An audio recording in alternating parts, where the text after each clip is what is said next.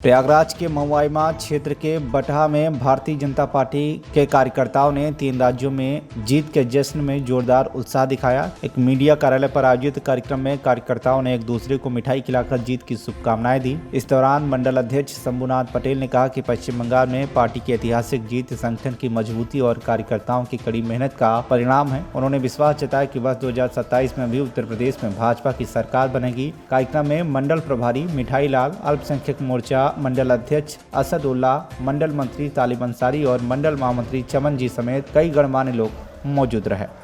देखिए, ये जनता का मूड है जी। जंगल राज खत्म करने के लिए वहाँ पश्चिम बंगाल की, असम की, पांडुचेरी की जी, ये सब जनता का मूड एक तरफा हुआ कि सबका साथ सबका विकास पे जो भारतीय जनता पार्टी काम कर रही है उस पर उन्होंने विश्वास करके अपने मत को दिया कि जैसे पश्चिम बंगाल में जंगल राज चल रहा था, वहाँ कोई कानून की व्यवस्था नहीं थी, कोई वहाँ पर किसी को रोजगार नहीं मिल रहा था। इस पर वहाँ के लोगों के अंदर नाराजगी थी जो सरकार पहले थी। उसी के मद्देनजर सबके साथ सबके विकास का मॉडल देखते हुए और राज्यों के मॉडल को देखते हुए वहाँ की जनता ने एकजुट होकर के भारतीय जनता पार्टी पर विश्वास किया और भारतीय जनता पार्टी को ऐतिहासिक 206 सीट दे करके पूर्ण बहुमत के साथ वहाँ पर सरकार बनाने का काम किया है। हम पश्चिम बंगाल के समस्त वासियों को बहुत बहुत धन्यवाद देना चाहते हैं कि उन्होंने एक एकजुटता दिखाई और भारतीय जनता पार्टी के कार्यकर्ताओं को बहुत बहुत धन्यवाद देना चाहते हैं जो कि हमेशा लगन के साथ और सबके साथ सबके विकास में भारतीय जनता पार्टी का साथ दे रहे हैं। जैसा कि अभी हमारे बीच में बड़े भाई मिठाई लाल जो पूर्व जिला पंचायत रह चुके हैं, हम इनसे भी जानते हैं आप क्या कहना चाहते हैं। भारतीय जनता पार्टी एक राष्ट्रीय पार्टी, भारतीय जनता पार्टी वह सभी को साथ लेकर के चलने वाली पार्टी है।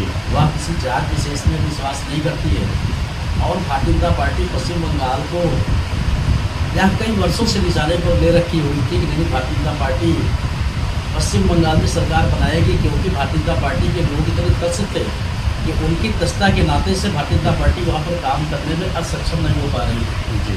लेकिन गंभीरता से भारतीय जनता पार्टी ने लिया उसको और पहचाना, अनुभव किया। अनुभव करने के साथ साथ भारतीय जनता पार्टी ने मेहनत किया और वहाँ श्यामा प्रसाद मुखर्जी जैसे लोग थे जिनके द्वारा पश्चिम बंगाल का स्थापना हुई और पश्चिम बंगाल पाकिस्तान के जो हिस्से में चला जाता उसको भी बचाने को उन्होंने काम किया और उसी को लेकर के भारतीय जनता पार्टी ने लगातार निरंतर वहाँ पर मेहनत करती रही। उसी की कृपा है कि आज श्यामा प्रसाद मुखर्जी का सपनों का साकार भी हुआ और आज उनकी यात्रा के साथ ही भी। और पश्चिम बंगाल में यह स्थिति थी को मिलाकर के कि वहाँ पर कानून नाम की चीज़ नहीं थी। वो चाहे कम्युनिस्ट पार्टी की सरकार रही हो, ज्योति बसु की सरकार थी उस समय। ज्योति बसु जाने के बाद थोड़ा सा अवसर मिला ममता बनर्जी को, वहाँ की जनता ने उनका आचरण व्यवहार देख करके बनाया, लेकिन उससे भी खराब उनका प्रदर्शन रहा कि महिलाओं के साथ तो विशेष रूप से अत्याचार वहाँ उनका करता था।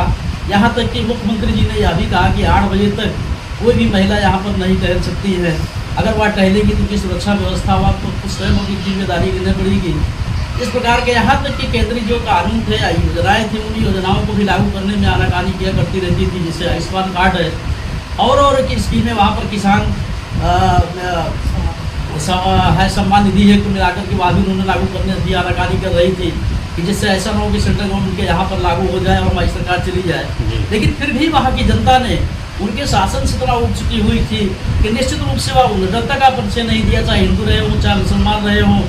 उन लोगों के अंदर वह शासन से इतने उठ चुके हुए थे कि उदंडता का परिचय न दे करके और बहुत प्रोत्साहित और हतोत्साहित न होकर के बड़े शांतिपूर्वक से अपने मन में लिए रहे और वोट के दिन आकर के अपनी वोट उन लोगों ने दिया और भारतीय जनता पार्टी को निश्चित रूप से बहुमत से प्रचंड बहुमत की ओर उन्होंने पहुंचा दिया और यह संदेश दिया कि ममता बनर्जी अब दोबारा आपको वापसी नहीं होनी है।